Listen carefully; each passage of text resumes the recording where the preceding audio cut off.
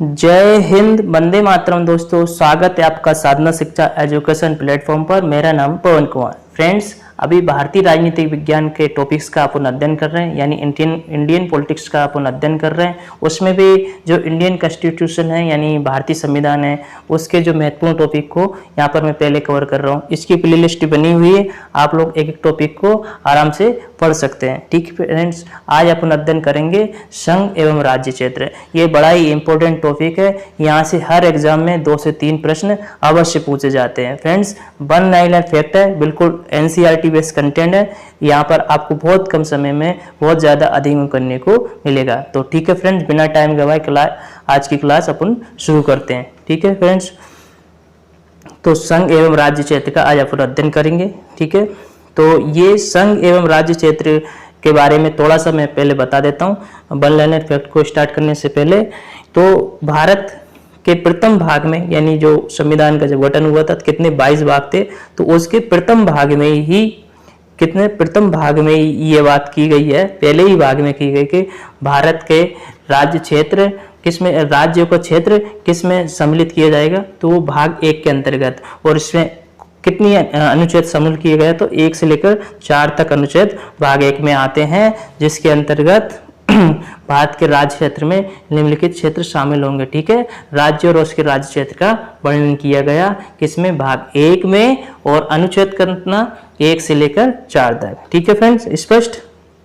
देखिए आगे क्या कहते हैं, अनुच्छेद 1 से लेकर 3 तक भारत के राज्य क्षेत्र में निम्नलिखित क्षेत्र शामिल होंगे। यानी कि अनुच्छेद 1 से लेकर 3 तक भारत के राज्य क्षेत्र में निम्नलिखित क्षेत्र शामिल होंगे। कौन कौन से क्षेत्र शामिल होंगे कि राज्यों के राज्य क्षेत्र, ठीक है, संघ राज्य क्षेत्र और ऐसे अन्य राज्य क्षेत्र जो अर्जित किए जाए।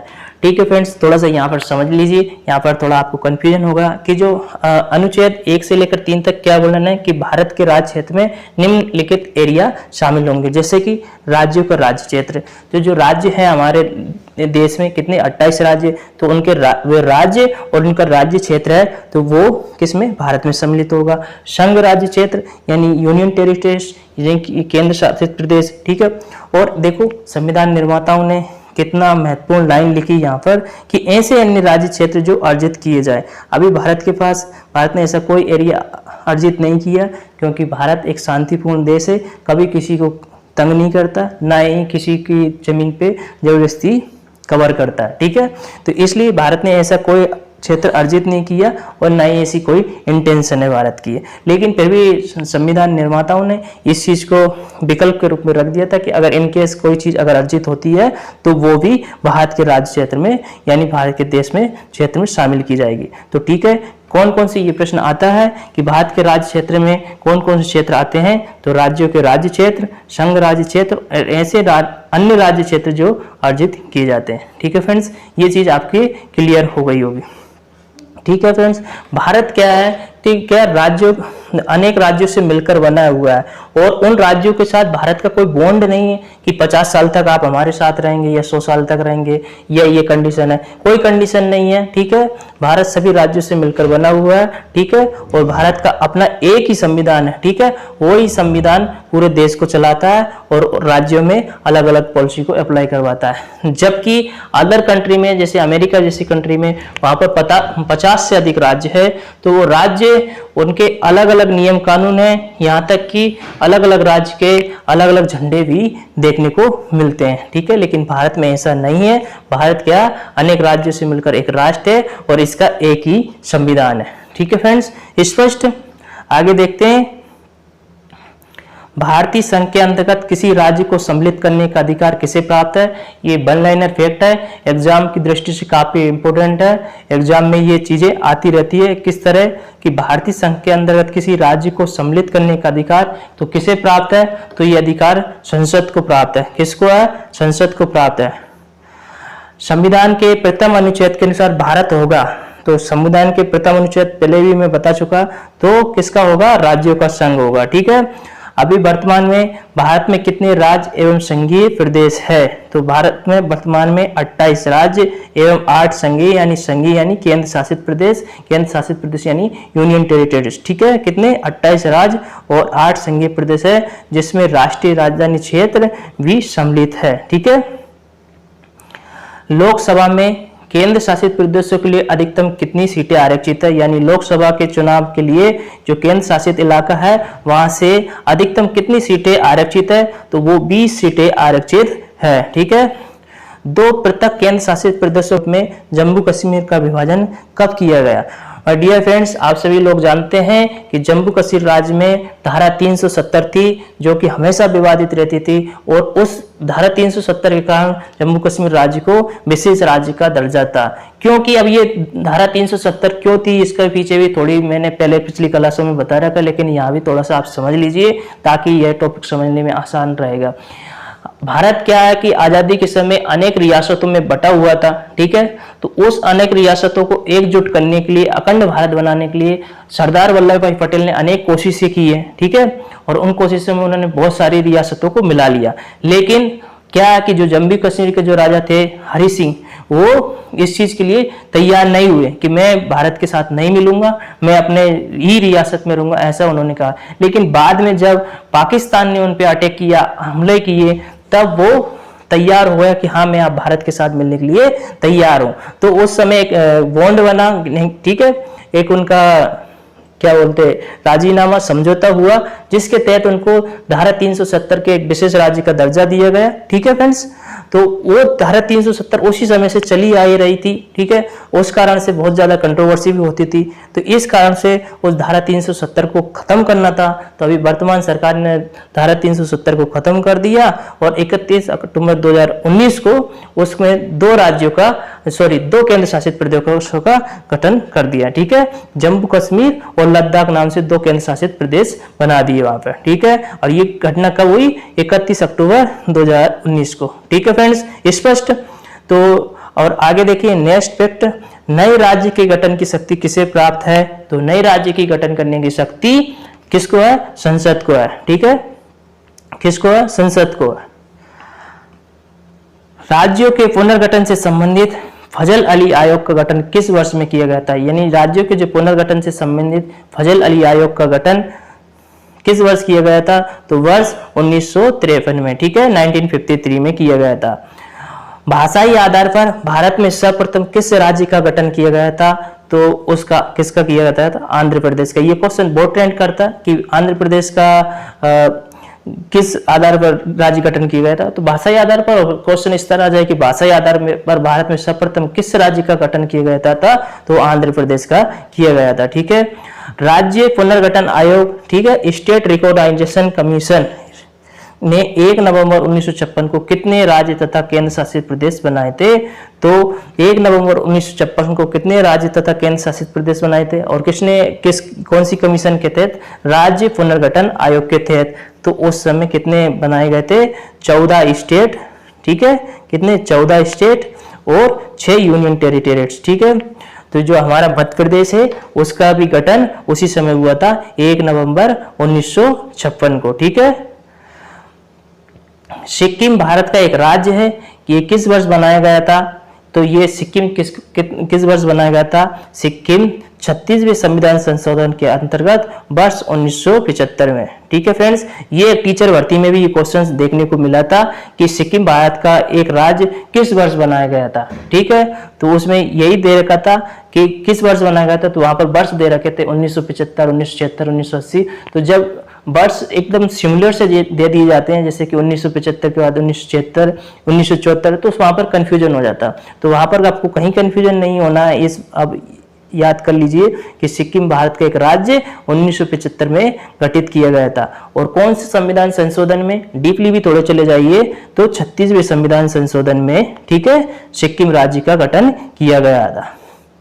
भारत में केंद्र शासित प्रदेशों का प्रशासन किसके द्वारा किया जाता है, तो जो केंद्र शासित प्रदेशों का प्रशासन राष्ट्रपति के द्वारा संचालित किया जाता है, जबकि स्टेट का प्रशासन जो है तो वहां के सीएम के द्वारा संचालित किया जाता है, और वहां पर राष्ट्रपति की तरह एक जो होता है तो राज्यपाल होते हैं। ठीक है फ्रेंड्स, स्पष्ट। जूनागढ़ रियासत को जनमत संग्रह के आधार पर तथा हैदराबाद रियासत को सैन्य कार्रवाई के द्वारा भारत में शामिल किया गया था। ठीक है फ्रेंड्स, मैं यहाँ पर थोड़ा सा स्पष्ट कर लेता हूँ इस स्टेटमेंट को पढ़ने से पहले। देखो, मैंने अभी पूर्व में बताया था कि जो सरदार वल्लभ भाई पटेल ने बहुत सारी स्टेट्स को कवर कर लिया था और बहुत सारी रियासत को मिला लिया था, बट क्या नाम है, कुछ लोग तैयार नहीं हुए थे। तो उस कंडीशन में उन्होंने सरकार ने फिर क्या एक महत्वपूर्ण फैसले लिए। तो जैसे कि जूनागढ़ रियासत को जनमत संग्रह के आधार पर मिलाया तथा हैदराबाद रियासत को सैन्य कार्रवाई, सेना के द्वारा, भाई तुम ऐसे नहीं मान रहे तो सेना के द्वारा आपके ऊपर कार्रवाई की जाएगी। ठीक है, और तो इनको ऐसे शामिल किया गया था। और जम्मू कश्मीर रियासत को के शासक हरि सिंह ने पाकिस्तानी सेना एवं कवालियों के आक्रमण की से सुरक्षा सुनिश्चित करने हेतु भारत के साथ विलय पत्र पर हस्ताक्षर करके कश्मीर को भारत में सम्मिलित किया गया था, जो कि मैं पूर्व में एक्सप्लेन कर दिया था। पहले नहीं मान रहे थे, ठीक है, लेकिन जब पाकिस्तान ने जब हमला किया तो सुरक्षा की दृष्टि से वो भारत में सम्मिलित हो गए और उन्होंने विलय पत्र पर हस्ताक्षर कर दिए। ठीक है फ्रेंड्स, आगे देखिए महत्वपूर्ण चीजें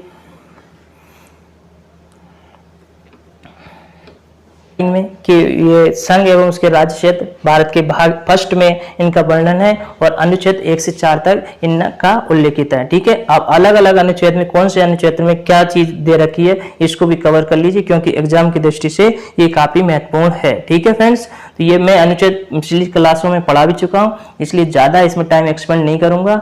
ये पूरी प्ले लिस्ट बनी हुई है। ठीक है, इसमें लगभग 27-28 टॉपिक है। इसमें जो भी एग्जाम की दृष्टि से महत्वपूर्ण है उसको मैंने सबको अलग अलग तरीके से कवर किया गया। ठीक है फ्रेंड्स, तो अनुच्छेद फर्स्ट में संघ के क्षेत्र का नाम होगा। ठीक है, यानी है ना, जो भारत देश है उसका नाम होगा। पहले संविधान जब निर्माण किया तो इंडिया आता था, ठीक है, लेकिन अब भारत नाम बोला जाता है क्योंकि भारत ही चलता है। ठीक है, तो संघ के क्षेत्र का नाम होगा। ठीक है, सेकंड अनुच्छेद में क्या होगा, नए राज्यों के प्रवेश अथवा स्थापना का संसद का अधिकार होगा। क्या, नए राज्यों के प्रवेश अथवा जो उसकी स्थापना है तो उसमें किसका अधिकार होगा, संसद का अधिकार होगा।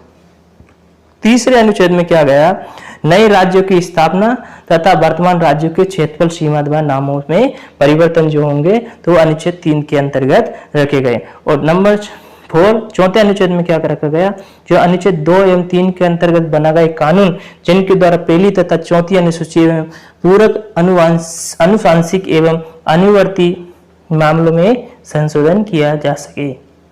क्या मतलब हो रहा, अनुच्छेद 2 एवं 3 के अंतर्गत जो कानून बनाए जाएंगे तो क्या होगा, पहली तथा चौथी अनुसूची एवं पूरक जो उसके पूरक हो गए तो अनुशांसिक एवं अनुवर्ती के द्वारा मामलों में संशोधन किया जा सकता है। ठीक है, यहाँ पर आपने चारों अनुसूची को देख लिया। ये किसके अंतर्गत आती है, भाग फर्स्ट के अंतर्गत आती थी। ठीक है फ्रेंड्स, स्पष्ट क्लियर हो गया होगा मेरे हिसाब से। तो आगे देखते हैं। अलावा कुछ और राज्य थे जिनको विशेष राज्य का दर्जा मिला हुआ था, लेकिन धीरे धीरे सबको एक सम्मिलित कर दिया गया। ठीक है, तो पहले के विशेष राज्य को राज्य का दर्जा क्या है, तो पहले के विशेष राज्य को राज्य का दर्जा, विशेष राज्य का दर्जा किसको, असम को है, तो 1969 में। ठीक है, 1969। हिमाचल प्रदेश को विशेष राज्य का दर्जा 1971, मेघालय में किसको 1972 और सिक्किम को 1975 से लेकर 1976। ठीक है, तो ये विशेष राज्य के दर्जे, ठीक है, 1975 से लेकर 1976। और अरुणाचल प्रदेश 1986 से लेकर 1987 और ठीक है, नागालैंड को 1969, मणिपुर को 1972 और त्रिपुरा को 1972। ठीक है, और मिजोरम को 1986-87। ठीक है, ये विशेष राज्य के दर्जे की डेट भी अपन ने कवर कर ली है। ठीक है फ्रेंड्स, आगे बढ़ते हैं। और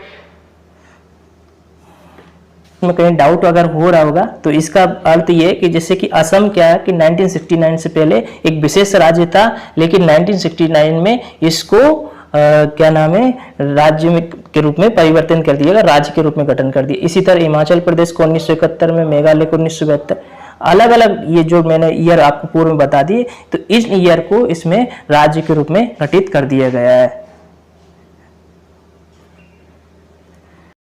अपन जैसे कि मैंने पहले बताया था कि भारत में क्या होगा, राज्यों का राज्य क्षेत्र होगा, ठीक है, और केंद्र शासित प्रदेश रहेंगे। लेकिन जो क्षेत्रीय परिषदें हैं, जो जहां पर उनका जो इलाका आएगा, तो उनका भी इसी में भारत देश में सम्मिलित किया जाएगा, ठीक है फ्रेंड्स। तो ऐसे 5 ये परिषद बना रखे हैं, ठीक है, तो वो क्या, उनका कौन सा इलाका कौन से क्षेत्र में आ रहा है, उन परिषदों को एक नज़र में देख लीजिए। ये सब चीज़ें आमतौर पर आपको देखने को नहीं मिलती, लेकिन मैं इस चीज़ को कवर कर रहा हूँ, ठीक है।